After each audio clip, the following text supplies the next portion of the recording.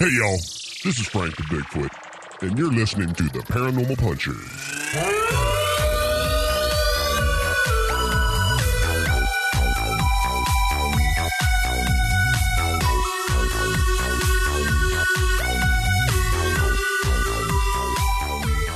Hey, friends. Welcome to Paranormal Punchers. I'm Mark. I'm Militia. I'm Nash. And Happy New Year, everyone. Happy New Year! Yeah, did you guys have a great holiday? Yes. That was a wonderful time. Yes. Yeah. It was nice being off from work for a couple days. Mm-hmm. Having a get-together where you might have drank a little too much, but, it was a good time. I'm with you. I took the entire week off. Nice. Last week of the month, with grand delusions of writing the audio drama Right. For Bigfoot Ridge, which is a new audio drama by Paranormal Punchers. Yes. That's right. Coming soon. That's just a little... Little I just teaser. dropped that nugget on everybody. But just so everybody knows, I probably went to too many holiday parties and I only got 2 episodes written. And then recovery happened. But that's news. We're working on an audio drama that should be pretty fun to listen to. Yeah, can't wait. And now that I said it, I have to finish it and Do it. and do it. Now it's in stone. That's just it. I also got a spirit box. Oh. So I'm pretty excited to try that out. Our first adventure is going to be the orphanage in Gettysburg this winter. Here's the spirit box. Here it goes. Oh, don't answer the question. I don't want to know anything about the studio. That is it, cycling through its spirit box process. Yeah. Gotcha. Yeah. You know what a spirit box is. I do, but the listeners might not have heard a They spirit box definitely do. in action. I don't know, just to be sure. Yeah, so we're going to be headed down to Gettysburg again, checking out the orphanage this winter. And maybe, hopefully, this spring we can head down to Philadelphia area and check out the General Wayne Inn. Oh, So that'd that's, be awesome. That's what we got lined up Yeah. here as far as our investigations or adventures, what I like to say. Speaking of adventure, boy, what an awesome time we had talking to our special guest on this Yes. episode, Ronda Del Boccio. Did I say that right? You did. That was right you on the did, money. yeah. That was Nice. better than I was going to say it. That's fantastic. She's a psychic medium, author, great storyteller, wonderful, wonderful person. So excited for you guys to listen to that. But before we get there, it's time for listener feedback brought to you by Living Among Bigfoot, the super awesome book series. New installment drops the 15th of every month. Head to Amazon. Look it up. Yes. Living Among Bigfoot. It's good. Super awesome. All right. Can I quote you on that, Alicia? Yes, you can. It's good. It's good. It's good. So we got some reviews here on podcast on Apple Podcasts. Why are you laughing, bro? Pre-gaming, a little, yeah. Yeah, you pre-gamed. Yeah, we had a little bit too much. Pretty to strong pre-gaming Yeah. on your end. Yeah. On iTunes here we got great podcast, funny and insightful by Esark75. Said, love listening, wish you did it more often. Oh, okay. I know, I wish we did too, but, Dave's not here. I know. That's right. Let's blame it on Dave. He's not here. If he was here, we would do it much more frequently. Yeah. Hey, we got another review here. Fun, interesting show. This podcast is fun, interesting, and informative. You will probably find yourself laughing really hard, learning something, and overall having a really good time. I really enjoy the podcast, and I'm going back to listen to previous episodes now that I've found it. Ooh. Nice. Also, you will not hear a lot of swearing. That's right. Cheers. Thank you very much. That was from actually Rhonda. She's going to be on the show today. But she also lets us a review. That's awesome. You won't catch a lot of swearing. No, if it does happen, it's in sheer excitement Right. or it's correctly placed. It's not. We don't need that. We don't need to just throw it out all the time. I know. But It's I a do family another show where I don't hold back. Yeah, So that's right. That's right. That's right. we heard from Jay on Facebook. Now, he gave me some information based on, if you remember the last episode, we had a listener, Jake, gave us some topics. One of them was Bear Lake, the Bear Lake Monster. Okay. I guess that's out Utah area where Jay, I think he lives. And he said, hey, just some interesting info about the Bear Lake Monster. When the Mormons settled Utah, the Native Americans warned Brigham Young about the Bear Lake Monster. Brigham Young sent some people up there to explore it. There have been documented sightings ever since. Utah is full of some crazy things. A lot of hidden ghost stories as well from when the Spanish were there. Wow. Okay. Also, the Mormons have a story about one of their early apostles in the Utah territory coming upon a Bigfoot-like creature and reportedly called him Cain. Yes, the Cain from the Bible who killed Abel. Whether people believe it or not, it was documented and verified that this Mormon apostle claimed he had interaction with the creature in the 1800s in Utah. Wow. So they believe that Cain's curse was to walk the earth until the second coming of Christ. So a lot of Mormons believe Bigfoot is Cain. However, many Mormons also don't believe any of this. Interesting either way. So, hey, whatever you believe, that's kind of an interesting... yeah. I've never heard that before. That is. Not that I do a lot of research on Utah and Mormons and things like that, Right. but pretty interesting. I figure that's a lot of hair for a biblical person. Yeah, thanks for sharing that with us, Jay. Let's see. We also heard from Conspiracy Asylum. He reached out to us on the last episode because he has his own podcast, and he just said, thanks for the shout-out on our show. Really happy that we checked out his podcast, and he really appreciates the feedback. And he said, by the way, that episode was effing hilarious. Keep it up, guys. P.S. I cut down the swearing in his podcast. Well, thank you. Thank you. And I hope things are still going well with your podcast, dude. I'll be tuning in again. And thank you so much for listening to our podcast. Yes. Definitely. We heard from Peppery Potts. Again. Yep. Yeah. Nice. She said, you all commented that everything wants to kill you in Australia. Google, and everybody, I'm pointing to Nash, so he looks this up as I read. Oh. Google Charlotte the Huntsman. Charlotte the Huntsman. Okay. She's gentle and wouldn't bite you unless you really made her cranky. But if she was sitting on your bed, you would probably burn your house down. What? Okay, Charlotte the Huntsman. Yeah. She is the biggest huntsman ever. Charlotte the Spider. It's a giant spider? Did you see a picture of it?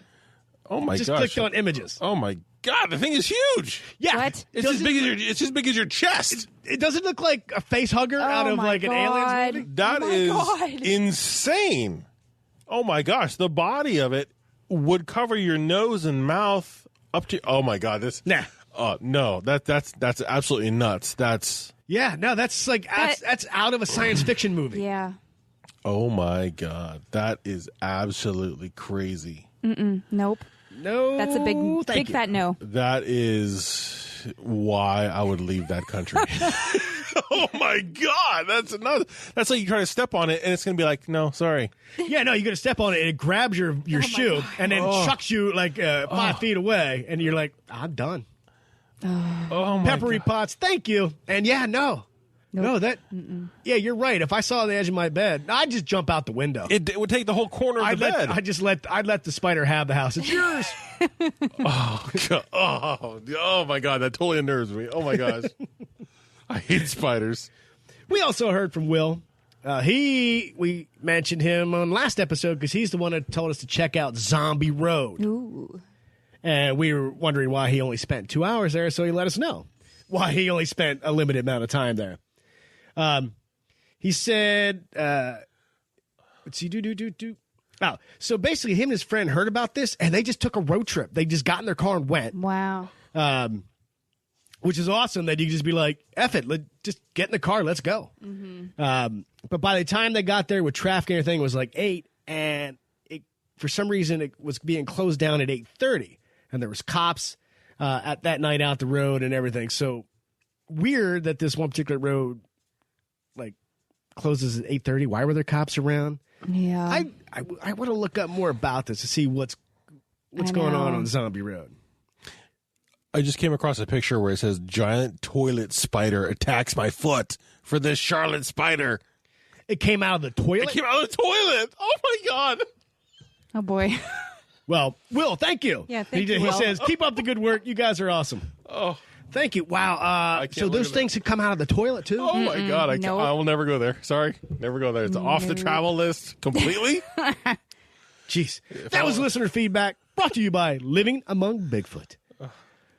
Definitely in Living Among Bigfoot, there's no giant spiders coming out of toilets. I mean, that we know of, I guess. Bigfoot. I mean, Bigfoot not coming out of toilets, but Bigfoot. You want to know? That's terrifying. That would be terrifying. I would agree with that 100%. Could you imagine that's how like he like comes into a house is through the toilet? just through the toilet? Oh, God. Oh, my God. That'd be terrifying. Oh my gosh, that would be horrendous. I'd never go to the bathroom again. Oh, I don't think I ever want to go again anyway. Knowing that there's spiders like that there, I'll just do it free out in the woods, Maybe suspended from something. That would be worse, right? I don't know. Maybe running as I run. Because I imagine a spider looks like that is perched in the branch right above you.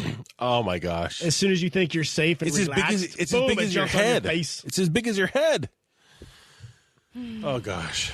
I'm not going to be able to sleep tonight. Thank you for that imagery of a giant spider the size of my head. Definitely perturbed. Yeah, he can't get over it. Well, I'll tell you what, to erase that memory of a giant spider eating you when you're on the toilet, let me introduce our guest, who is super awesome. Yes. Will make you laugh, will make you smile. You would not be thinking about spiders when you listen to this interview. Not at all. We had the extreme pleasure to hang out and talk to Ronda Del Boccio about her ability as a medium, her experiences, with spirits, things like that. She's a psychic, medium, author, and quite funny, and I loved every minute talking with her. Definitely. So why don't I stop talking and let's go to that interview right now. Hey, friends. We're here with Ronda Del Boccio, psychic medium author. Ronda, thank you so much for joining us. Thank you for having me. I'm really excited to be here today, helping your listeners, talking some stories, having a good time. Yeah, we're really excited. I know you have a lot of great things to tell us. I know Nash is super excited because you have a theory on the pudding skin. Pudding skin! Which I'm like, no, please don't feed. Don't feed the Nash. Vindicated at last? Yes. You go and don't feed Nash, and Nash is going, don't stomp on my tree. Yeah, I'm like, don't stop. No, keep going. Keep going. Well, okay, so we're going to talk pudding skin right away, huh? Okay. No. Actually, why don't you tell us and listeners, just tell us a little bit about yourself. Sure. Okay, so I am a blind person living in rural Missouri near Branson, where the Titanic Museum, which has a lot of spirits wandering around, by the way, is. Yeah, we're near there, but we're out in the country, and my beautiful leader dog Diva is lying on her mat out in the sun here. It's actually warmed up, so we're out on my deck at the moment. And so I'm mostly blind, and I have been one of those people who, as a kid, I would see lots of things that people couldn't, and couldn't see a lot of things most people can, being, mostly blind. So, but what I could see that no one else can are all kinds of spirits and different entities, and getting feelings about things and being aware of the dead and stuff like that. So that made childhood pretty interesting. And then when I was a teenager, my mom remarried, and they decided the great place to live would be across from a cemetery. Yeah. Okay. For a medium, when the dead are like constantly hounding me, so I was like, and my mom would be like, "Well, what? They're not in their bodies anymore," and I'm like, "Well, not technically in their bodies, but some of them are still there, So, and I know about it. So yeah, it was interesting. That just gives you a little bit of an idea. I write fiction and nonfiction. I have a paranormal story novel out, which we can talk about by and by. But I call it factional. It's a fictional story, but some of the things that happen in it are similar to things that I've seen, and I'm getting notes from other people who are sensitives going, "Oh, I've seen spirits like that before." So yeah. Nice. Now, how old were you when you started to realize you have some ability to communicate with the spirits? I didn't know it was called being a medium, but I knew about it basically my whole life. I have memories in the crib, a few of them, and all throughout childhood. So it's basically been the whole time I've been on the planet. Wow. Yeah. Was there ever any point in time when you were young that you were just terrified because you didn't understand or had no one to talk to? Well, it's true. I had no one to talk to for, most of my life. Was I terrified sometimes? Yeah, but I also figured out some ways to tell anything that terrified me, how to stay away from me.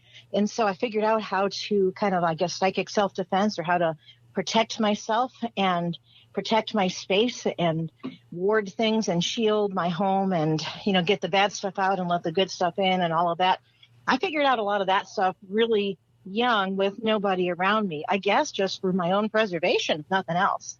So it was kind of like screening your calls, but on a psychic level, right? Yeah, exactly. Nice. Well, I do actually have to keep hours for the dead so that I'm not hounded every second. I can imagine, because they don't really keep the hours. I imagine that they're always like, it doesn't matter what time you're awake or not, they're there to talk.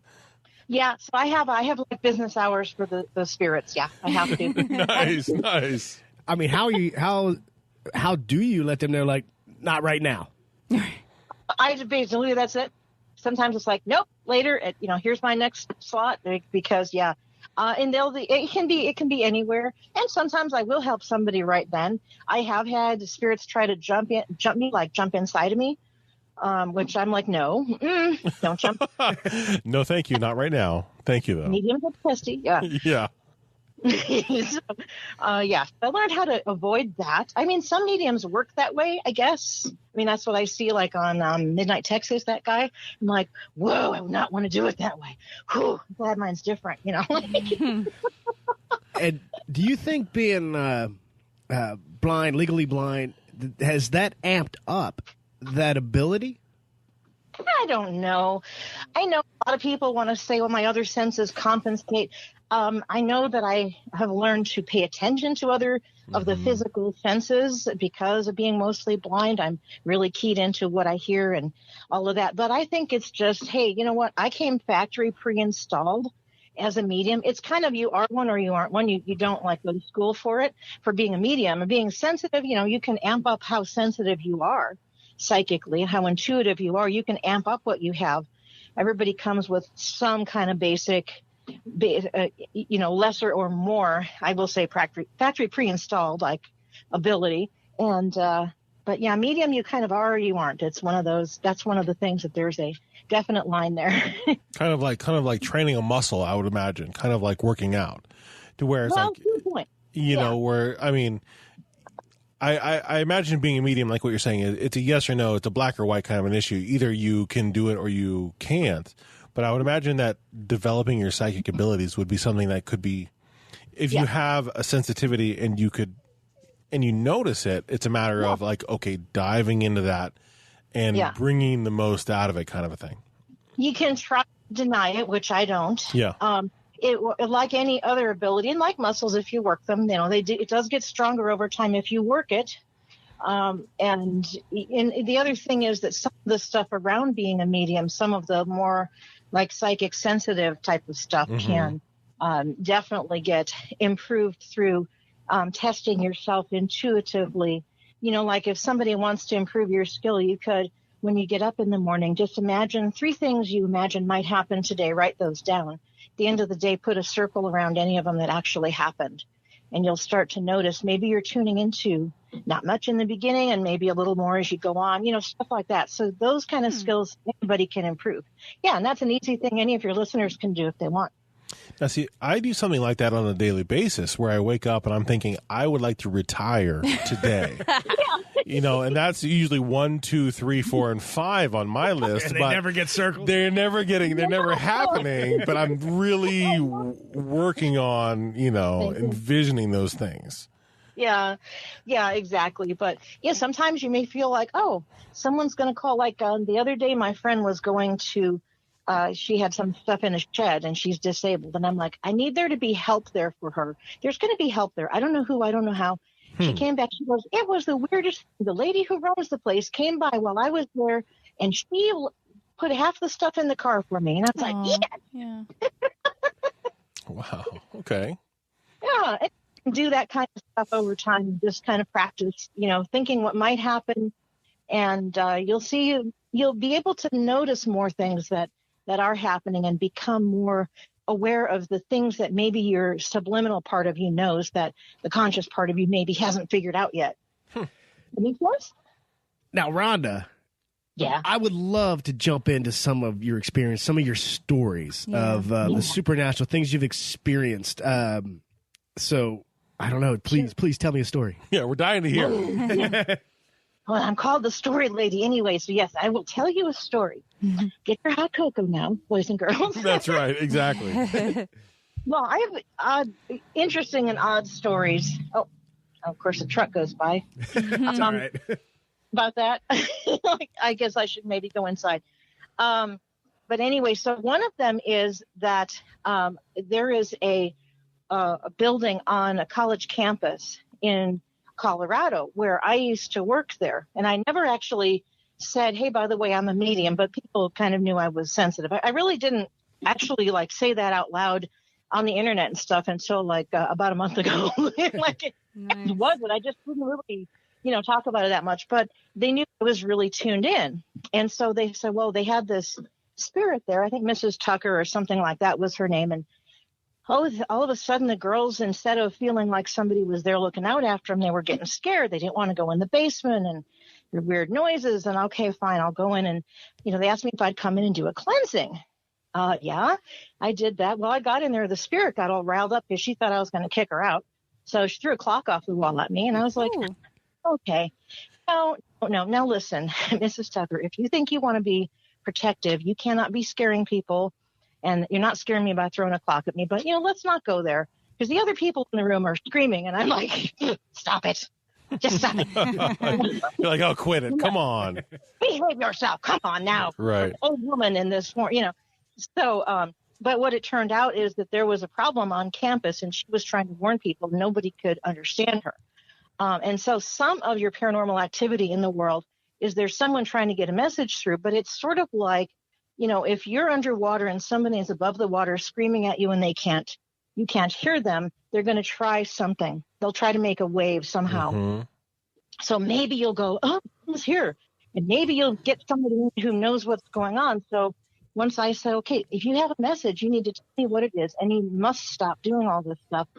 So she said, what to watch out for, and they caught a stalker on campus, and I told the girls, you can't go home alone, any of you, at night, until this passes. And it hadn't even really been something they were talking about yet on campus, but the next day, then something came out, and they set up to where nobody would go home alone so that the women were all safe. And then Mrs. Tucker calmed it down. So that was nice. Wow. Holy moly. Yeah, so that was pretty cool. Yeah, so it could have been scary to some. And, I guess when I see some of the paranormal shows, which that's become my new fascination, I never really thought to look for it. And all of a sudden I start seeing them. I'm like, you people are going in. All you're doing is stirring up stuff. You're getting the spirits mad. You never bring a medium. You never bring a sensitive. You're using weird machines. None of you can actually talk to anybody, really. Right. Wait, Rhonda, we occasionally do that. We go in with some EMF detectors, our digital recorders, and we try to, find proof. Are you saying that's necessarily not a good thing? Well, it's not. It kind of depends on how you do it. Episode 50, I was kind of going, guys, come on. Just, it's helpful if you go in with respect for whatever's there and an open mind. And it can be okay to be playful and stuff like that, but not oh, come on, I'm going to bang on something so you'll bang it back or whatever. Sometimes that just gets spirits upset, and then they get a problem. It's like getting to a middle schooler or a teenager, and they're like, oh, you thought that was trouble? Just wait, look what I have in store for you. So it's helpful if you have. They're not saying your equipment's bad and all that. That's fine. It's very interesting and stuff. But go in with a little respect. There's some things I can show you to help you kind of protect yourself with so that you're not likely to get followed home. So So maybe it's like we're doing like the first third of the job.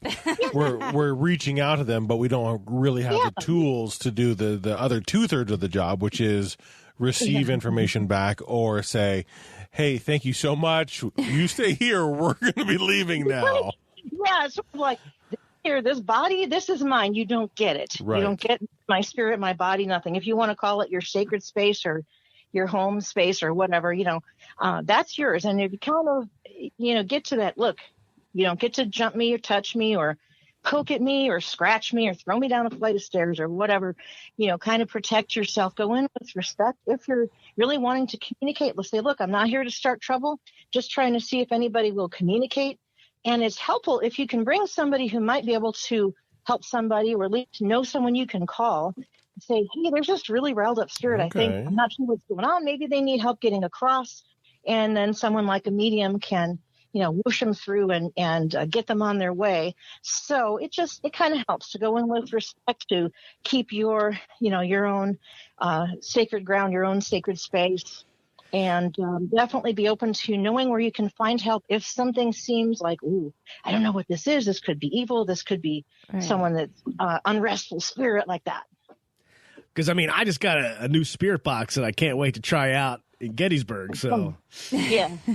I've never played with that stuff. I think it would be such fun to see what it does and see how it compares to what I pick up. Because I know I watch the shows and I'm like, well, I'm seeing all this stuff, and you guys are all like saying, oh, I think there might be a spirit in the room. I'm like, yeah, there's 3 by your left shoulder. Come on. I don't know why you said 3, because somebody told me there's 3 spirits following me around. Yeah.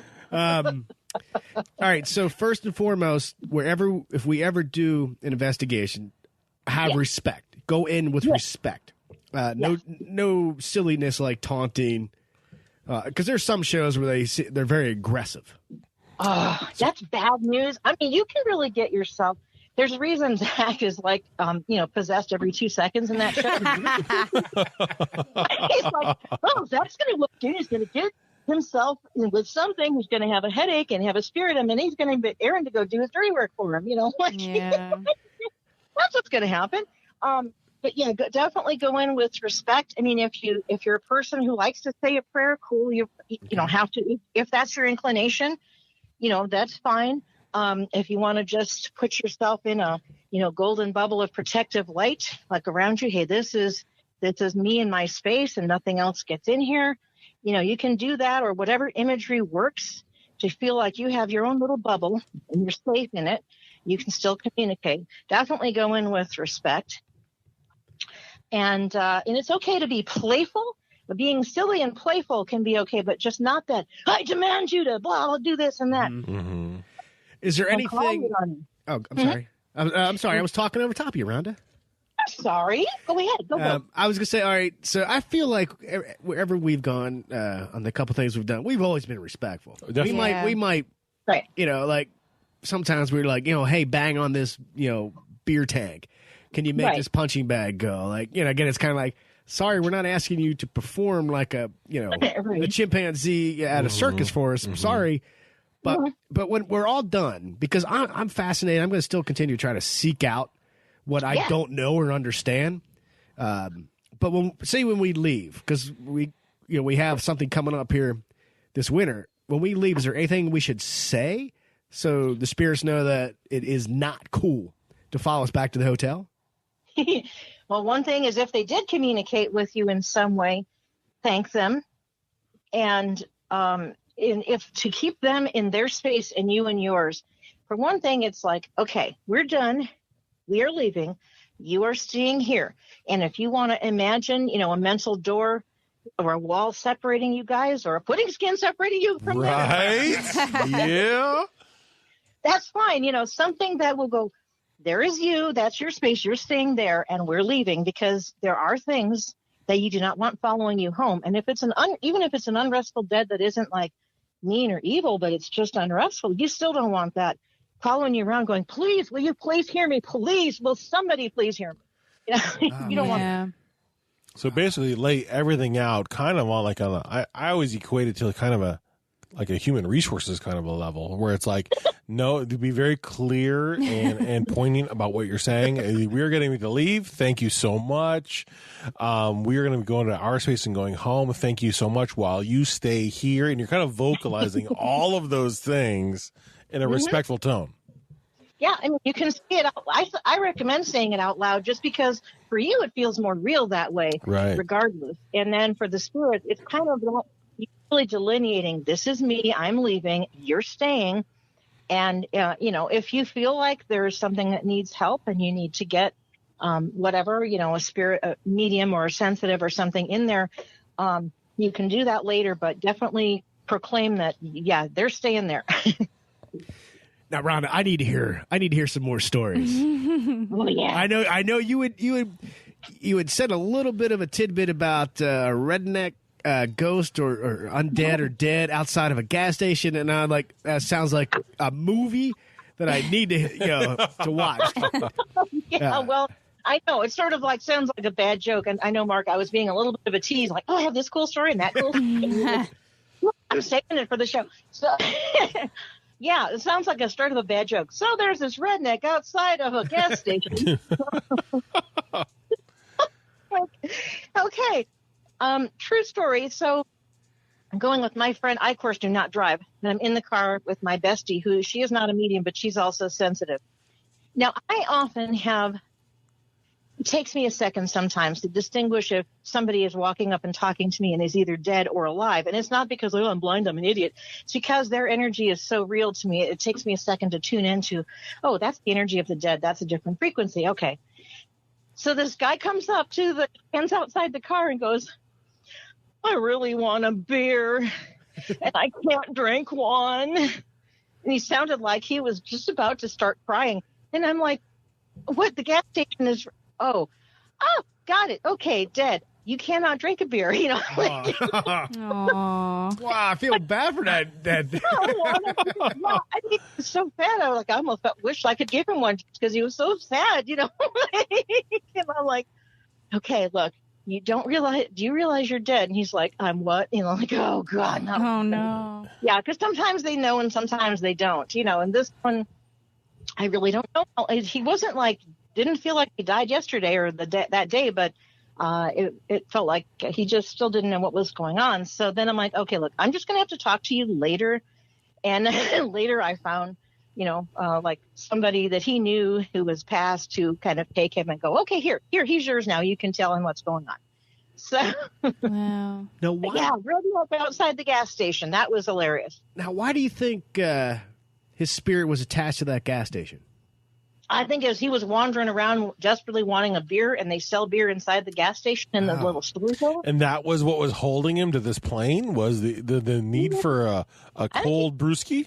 It might have been that, or it's just, I don't really know why some people are dead that don't realize it. But I mean, I see it all the time, but I still don't quite understand. Well, how does that happen and you don't know? I kind of understand if it was a car crash or a really sudden boom, this happened so quick, you haven't caught up with it. But somebody that's been wandering around for a little while, I don't get that at all. And I'm a medium and I still don't get it. So no one's been able to explain it to me. I'm like, how do you not know you're dead?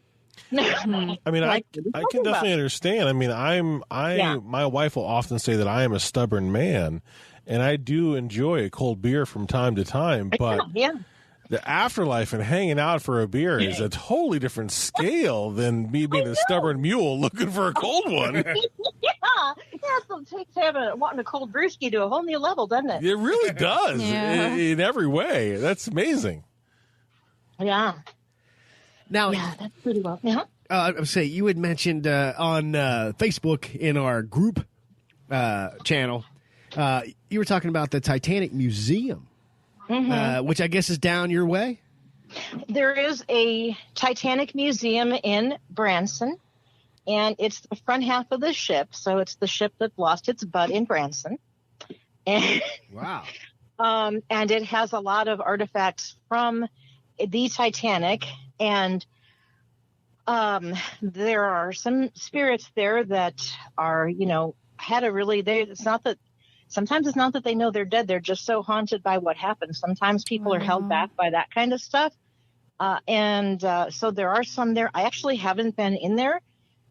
So at some point I'd like to go in there and see if there's anybody who would like to be helped to move on, because it's clearly very unhappy there. I actually had not been inside, but I can feel that, I don't like to pass it very much. And I was curious about that. Is it, so it's possible for spirits to be almost attached to an object? Oh gosh, yes. It can be. Yeah. Is it, so it's possible to go to an antique dealer, find something that looks so awesome, but something could be attached to that? You bring it into your home? Ooh, yes. Oh, yes. Yeah. In fact, I know there was one show that used to be on Paranormal Collector, but anybody can see that if you've ever had the experience of you go and something just creeps you out. Like it could be whatever. It could be a statue. It could be just an object. And sometimes maybe it freaks you out because there is something that's in it. And I remember being in a local thrift shop and there was an old typewriter.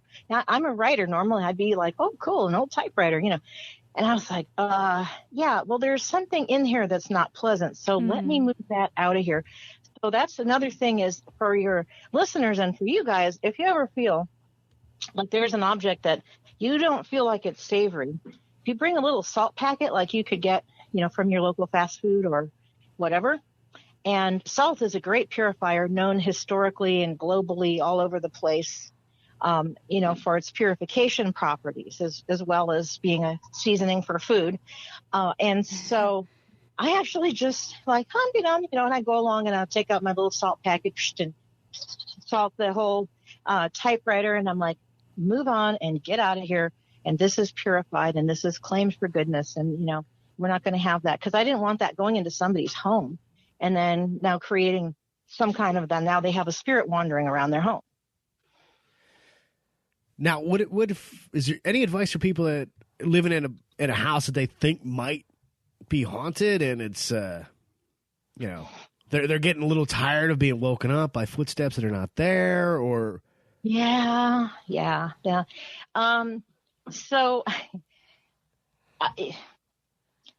when I see a lot of the different shows and I'm like, wow, you mean this thing has thrown you down the stairs and you just are kind of going, no, this is really bad. And I'm hoping somebody can fix this and just do basically absolutely nothing. I'm like, what is wrong with you? But I understand just people don't know what they don't know. So what I can say for that is, first of all, do the same thing. Like I said, if you're doing an investigation where you sort of claim, hey, this is my body, this is me, this is not for you to touch, to mess with, or whatever. You can also, clear negative stuff out of your home. If you don't feel equipped, then get somebody who can help you that does feel equipped to do it. Because if it's really bad, nasty, it may be like, no, I don't think so. Mm-hmm. So, but you can, you can invite it to leave. You can tell it to leave you alone. You can get in a sensitive or medium to help you figure out if maybe there is something they're trying to tell you. It could be that they're actually trying to help you and you're not able to comprehend it because, that you just don't have, it's like you're both at cross purposes trying to communicate. And nobody speaks the other's language, so those kind of things happen. So definitely kind of claim your own space, claim your home and say, hey, this home is only for good stuff, for the family, for happiness, joy, laughter, all that good stuff. If you have any other intent than that, you may leave. So those kind of things will help you. I'm not going to say it's going to fix every problem, but it will help a lot. Thank you so much for that advice. Because I know we had a listener that is living in a space where it seems like, she's always hearing footsteps, but only her, not the men that live there. Just she seems to be the target. Mm-hmm. So that happens. Yeah. So maybe she just needs to let them know, like, hey, look, respectively, look. I think she did say she got a little drunk on tequila and then went up in the attic to confront them. Maybe that's probably not the best way. Not the best idea, I think. It's a little. It could be okay, but maybe not. Yeah. Okay. It's better if you can be sober and hold your ground, but not. I command you to bubble, do this and that, or whatever. But it's okay to go. Look, this is my space. You need to leave me alone. You're bothering me. Go away. Okay. Yeah. that. That is totally fine. All right. Well, hey, Jessica, if you're listening, there you go. Maybe that wasn't so bad that you went up and let them know that you're Lay down the law. strong and you're not taking it. Right. Exactly. Nice. And hopefully, maybe after that, hopefully the thing didn't bother her anymore. Who knows? Yeah. And We got to get a follow-up with her, yeah. yeah, I'd like to know. I'm curious now. Now, has there ever been a time in your life where you didn't want the ability to communicate with the dead, the spirits? Like, because I know some people, they don't believe or they're not willing to believe, and they just mock it, or has there any been a time you're like, I just wish this would all go away? Yeah. Not really, because there are times when I'm like, can I please just catch a break from negative spirits, messing with people? Can y'all just leave people alone and give me a night where I can feel like I can get restful sleep? There are times I kind of feel like that. I don't really ever wish the ability gone. I will say it was really hard growing up, not being able to talk to anybody or go to anyone for help, because most people were like, oh, well, you just have a vivid imagination. So you learn to shut up about it and just be aware of it and keep it to yourself in those kind of situations. And even as an adult, a lot of times I keep stuff to myself. That's why I just hadn't put out that, hey, I'm this medium until recently. I'm like, well, I'm writing paranormal books. I don't think people would be too horribly surprised by that. So I'm just going to go ahead and be all out there in your face about it. Have you ever seen a shadow person? I guess they don't look like shadows to me. Oh, yeah. Boy, what an idiotic. Right. Thanks, Mark. Good call. Good question. If anybody on the podcast was going to be an idiot, it was me. Usually that's my role, Mark. I guess I was gosh. I guess where I was going with that is like, hey, I saw a shadow person one time. Should I be concerned, or is that maybe not a big deal? No, I just often, I don't experience them. I hear these shadow people are like this, all the rage on paranormal shows lately. Okay. And I was like, okay. I'm not saying they aren't real. What I'm saying is that, that's a different way of experiencing them than the way that I do. So I really wasn't, jibing you or teasing you, Mark, with that. I don't. You should have been, though. That you should have been. It was a good joke, but no, I actually wasn't. I don't experience them as a black shadowy figure necessarily most of the time, and so there's just, for me, it's we all have our perceptions, every single one of us, and for each one of us, our perception is our reality. And so I'm really not ever going to say like it's wrong to be a medium this way or a psychic that way, or to see it as a shadow or whatever. It's just that maybe you see a shadow and maybe I see an 80-year-old smoking a cigar or whatever, Well, I'm certainly perceptive to saying the dumb things on this show. That's for sure. So would it be more akin to like an aura reading than actually seeing somebody? I mean, how are you perceiving what you're perceiving? That's my question. Is so you had spoken earlier about perceiving somebody as, well, this is a real person versus this is a spirit, or right. How is that? Now, coming from moving here from an area that was very more in touch with their metaphysical side, there was a lot of aura readings, and so how are you perceiving that? Talk to me a little bit about what the difference is between telling somebody if someone's a real person versus if they're a real dead person. A real dead person, exactly. Thank you. Yeah, I guess a lot of times I sometimes actually see, like with my visual, in my head, eyeballs. I sometimes will see them. I have, and that's why I like the guy next to the car for a second, just that split second, I was like, why is this guy walking up to the car? And then I realized that beat later. So sometimes I will actually see them visually with my eyeballs, my real eyeballs. I call it my magic eyes versus my body's eyes. So my magic eyes are basically always turned on. Yeah, they're always on, I would imagine. Yeah.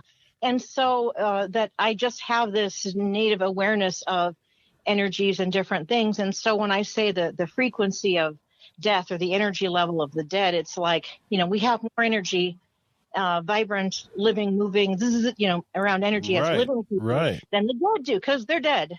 But they still have an energy level because they're not dead and gone. Dead and gone, they're not here. You don't know whatever, it's somewhere else. And so the other side of the pudding skin or whatever.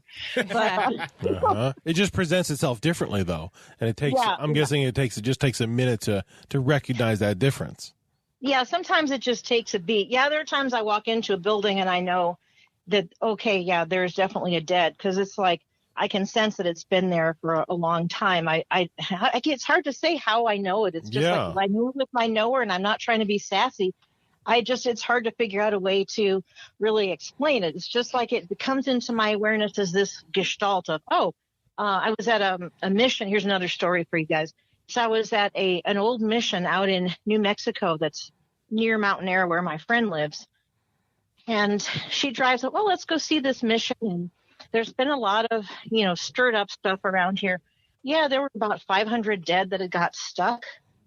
Wow. And yeah, it was like, and I'm getting this whole gestalt, or this whole feeling of their lives, and them walking around with baskets and talking and doing things, and and just kind of feeling like they were, we were supposed to leave, we just can't figure out how to do it. And so I crossed a lot of people that day.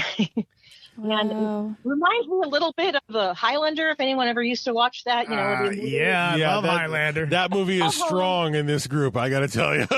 Yeah. Well, I didn't kill them, but, they kill the immortal, and then they, take on the whole energy of that person. Yeah. Right. It feels like for me as a medium when I'm crossing somebody, especially if I am with them for more than that split snap second, is I get this whole gestalt of their whole life and their experience. And, it's kind of weird. And then if I had to cross a lot of them, I basically went home and passed out for a while, because I was like, oh God, that was a lot to take in, Mm-hmm. I imagine that's like putting your head into a river kind of a thing. Yeah. You just kind of dip your head in, wait for the stuff to pass you by, and you get what you get, and then you have to decipher it and filter it through. Yeah, and it all flows through, and it just has to pass, and it does when it does. And but if I do a lot of them like that was 500 at once. Woo, that was big. Yeah, it was a heck of a river. It was in Mississippi. Yeah, I would say that was a rushing river after a big rain. Right. Nice. Well, since Nash had to go and the king of analogies had to go and do this whole thing with the river,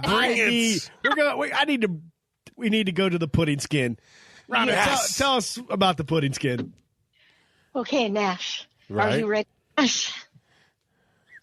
That's right. I heard this pudding skin thing, and I was like, you know what? That is actually one of the best analogies I've ever heard. Thank you. Vindicated. Woo! Vindicated, yes! Sorry, listeners, for yelling on the air. No, he's not. He's so happy. Oh, that's right. It's a little thicker. It's a little tougher, but you can still push through it. Yeah. It's really a really good analogy. It actually, it is a great way for the muggles of the world to understand what it's like for, others of us who have senses. So, it really is a very excellent analogy, and I basically applauded when I heard that. I was like, thank you. If I had a mic, I would drop it right now and then just get up. No, you would. Thank you. It costs money. Yeah. But we don't want to do that to the mics, but I knew you would love that. I've been dying. Son of a gun. See? That's good. Pudding skin, I'm telling you. That's right. Pudding skin, it works. That's a great way to explain it. It is, it's just a little different layer, and you can push through it, and people can communicate. They don't have to be a medium to communicate. You just have to be a medium to help them push through and cross. And I don't want to feed into Nash's ego here.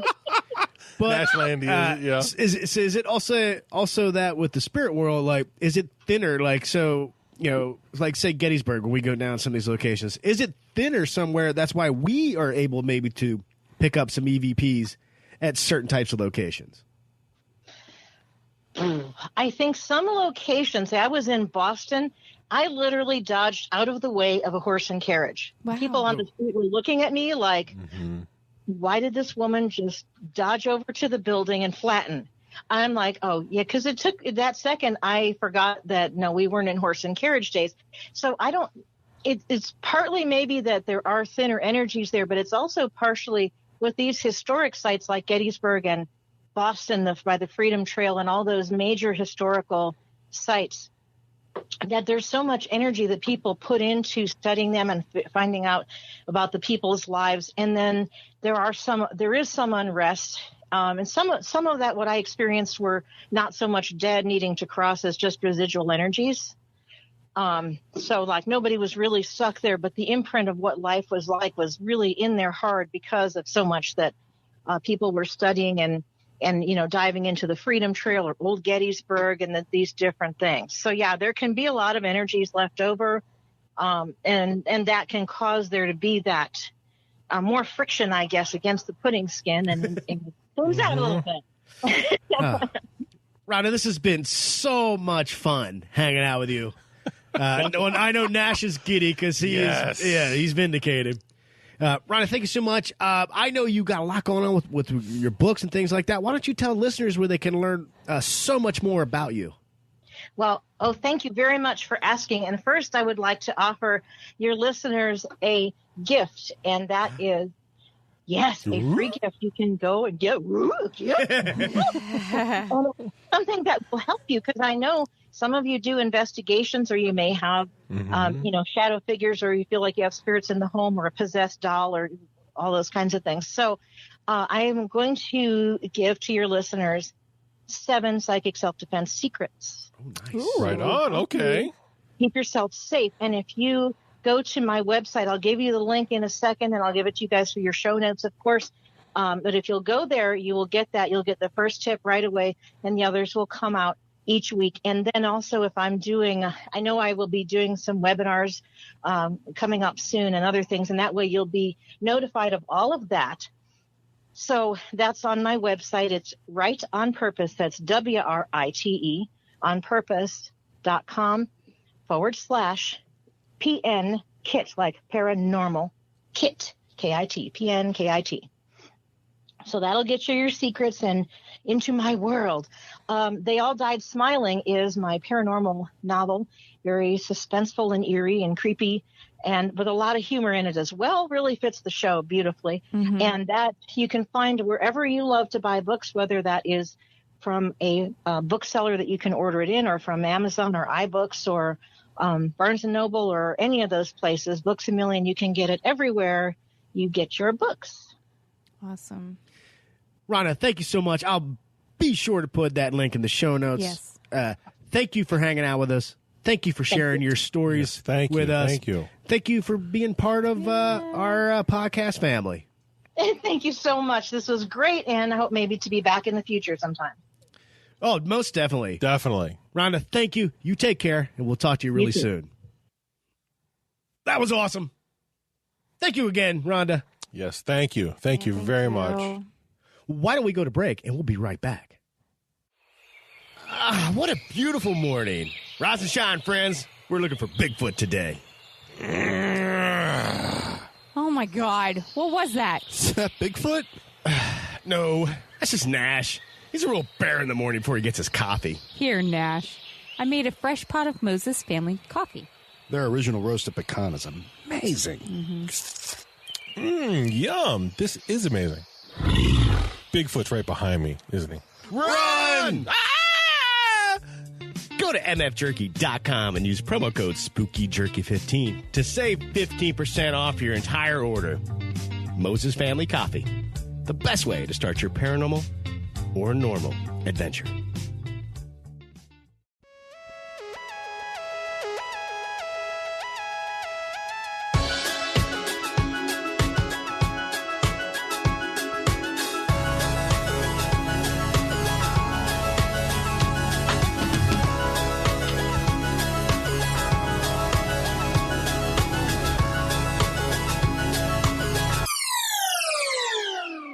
And we're back. You know, that was an absolute pleasure. What did you guys think? Well, Nash, I know you're over the moon about the pudding skin. I am. I'm very happy about the pudding skin. Yeah. But what did you think, Alicia? About the pudding skin? Oh no, about the whole thing. About the whole thing. No, it was really it was great to talk to her and get to hear some of her stories.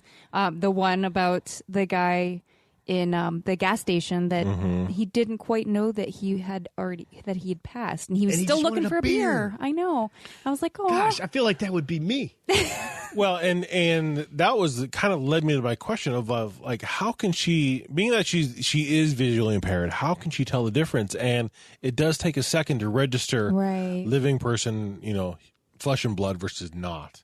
Well, at least you weren't a big dummy and asked, have you ever seen Wow. a shadow person? God, I'm mortified. Well, the sensitivity training will be on your email calendar here shortly, on your Outlook calendar for some sensitivity training. Oh boy. But I think it's just crazy interesting on how the logistics behind it, because you can be sensitive and Right. develop those skills, but you're right. If you either see somebody as a medium or you don't. And that's not something that I would imagine you could still develop that, but it's pretty black or white. And being able to see it versus not see, I think that's a whole subject into itself Right. that we could dive into, because it's vastly interesting. I'm really taken by it. I like, and I feel like when we go into any location, we are always respectful. Number one, Definitely. somebody owns that location and they gave us permission to be there. So Right. I'm always going in respectful. And I never actually want to taunt No. spirits that are there, because I don't want any trouble. I Right, mean, I'm right. just like, I just need to know I'm seeking. You just want an inkling of evidence or some proof that they're there. I mean, Right. because the way I look at it, we don't know the half of this universe, an eighth, a 16th, a 132nd, a 1/6. We don't know anything. Right. So for me, like when we go out and do these investigations, like the spirit world, we don't know what that realm is. Like I've had concepts of like possibly it's another dimension, and the pudding skin's thin. That's why we're talking to another dimension. Like hypothetically, what we call spirits could be something we don't even know. Right. Right. Right. Either way you look at it, I'm always just seeking out this knowledge and trying to understand. So, yeah, you know what? You can watch a lot of these ghost hunting shows, and some go in there very aggressive. Right. I think that was great advice. Always be respectful. You don't know Right. you don't know what you're dealing with, but at least just like you guys, just like human beings, like just be respectful. Right. Like, yeah, then maybe we could all get along better. Right. Well, it made me think also that maybe the next time we go, like when we do the orphanage, maybe it might make sense to bring somebody who is more sensitive or a medium along with us, because even though it felt like contacting and seeing evidence and whatnot was cut into thirds. You're respectful, that's a third of it. They're responding, that's a third of it. You still need to cross that bridge. Right. And maybe the next time we do it, maybe it might make sense to bring somebody who's a little sensitive or maybe a medium with us to be able to say, okay, we're here now. We can translate between A and between B and bring the two together. That's some great advice from Rhonda for sure. Yeah. And now that you're talking about it, I'm like, yeah, maybe we should see if any of our people on our Facebook group or whatever Right. would like to join us that are mediums. Yeah, that are mediums, because that might facilitate, not that it's going to, I don't know what, but I'm just thinking that maybe it'll facilitate better results on our end so that we can come back and share it and we can say, no, this did happen. Thankfully, this person was here to facilitate it instead of they're screaming at us trying to get across and we hear just a small peep versus us asking and they don't hear anything. You know what I mean? To kind of cross that bridge a little bit. Right. Right. And I had to laugh when she's like, there's a reason Zach gets possessed. Yeah. I'm like, literally every building he goes into. Yeah. He's like, oh crap, I'm possessed. Right. Yeah, because they're like, get out of here. You can't take it to that level, and maybe that's why. So maybe to kind of ease relations, you need like an arbiter kind of a thing or a medium to kind of translate both sides. I don't know. It's an idea. I like that. Rhonda, thank you one more time. Definitely. That was fantastic. Speaking of fantastic, we got a lot of cool things coming up this year. Of course, there's going to be more Dylan and Blue. There's rumblings, rumors that we might turn that into a puppet show that we'll drop a video in on our Facebook group. Could Yeah. be. Could be. I don't know, because it would be fun. It seems like it's made for like to be Oh, yeah. like puppets. Yeah, that's right. Working on some other concepts, or maybe we'll get Bigfoot's point of view when we hear reports and sightings. Like, you remember that one we talked about where Bigfoot walked out of the woods and punched a kid in the face? Well, everything that we're Like, hearing, we're going to get maybe Frank's point of view. that's right, because everything that we're hearing is very one-sided from the people, from the humans involved. Right. There could be another side to that. And yes, we're working on another little skit because we love the paranormal, but we love to make you smile too. So That's right. that could be out there for the new year. Super excited. Absolutely humbled and love the feedback and the listenership and the fact that you guys enjoy the show. Couldn't make me any happier, and I'm glad that you participate and have become part of our podcast. Oh, yeah. Nash, you got to have something to say. Well, yes, Mark, I do. Oh, God. I do. Here we go. No, just everybody, I'm very excited to hear the acknowledgement of the pudding skin. And my final thought is just, hey, everybody, just listen to it. It's out there, and if you can get a little closer to that pudding skin, put your ear to it and see what you hear. That's weird, but you get what I'm trying to say on that one. I was like, Lish, anything for the new year to tell our listeners?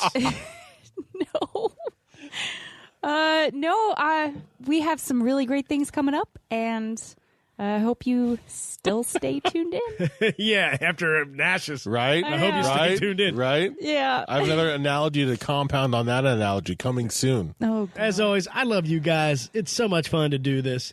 And remember, wherever the pudding skin is at its thinnest, that's where you'll find us. That's right. Because remember, if it's not weird, It's not worth checking out.